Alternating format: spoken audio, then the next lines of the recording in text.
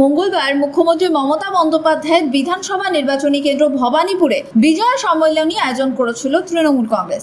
কিন্তু উত্তরবঙ্গে প্রাকৃতিক বিপর্যয়ের পর সেখানকার মানুষদের পাশে দাঁড়াতে ছুটে গিয়েছেন মুখ্যমন্ত্রী। উত্তরবঙ্গ থেকেই কলকাতার মেয়র ফিরহাদ হাকিমের মোবাইলে ফোন করে বিজয় সম্মেলনের অনুষ্ঠানে ভার্চুয়ালি উপস্থিত হলেন মুখ্যমন্ত্রী মমতা বন্দ্যোপাধ্যায়। সবাইকে শুভেচ্ছা জানানোর পাশাপাশি তিনি অভিযোগ করেন ভবানীপুরকে বহিরাগতদের দিয়ে ভরিয়ে দেওয়া হচ্ছে।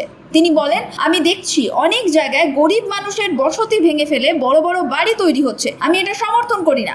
আমাদের ভোটারদের তাড়িয়ে দেওয়া হচ্ছে। পরিকল্পনা করে ভবানীপুরকে বহিরাগতদের দিয়ে ভরানো হচ্ছে। যারা বাংলায় থাকেন, কাজ করেন, তারাই আমাদের মানুষ। কিন্তু যারা হঠাৎ বাইরে থেকে এসে টাকা খরচ করে জমি বাড়ি কিনছে, তারপর স্থানীয় মানুষদের সরিয়ে দিচ্ছে, তারাই আসল বহিরাগত। তিনি আরো বলেন, যারা ওই ফ্ল্যাট কিনছে তারা জল পাচ্ছে না, ড্রেনেজ সিস্টেম পাচ্ছে না। সবাইকে বুঝতে হবে, গরিব মানুষই আমাদের সম্পদ, তাদের নিয়েই রাজ্য চলবে।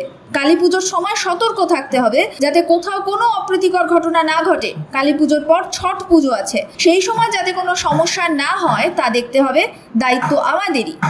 পাশাপাশি এসআইআর নিয়ে সতর্ক করেছেন মমতা।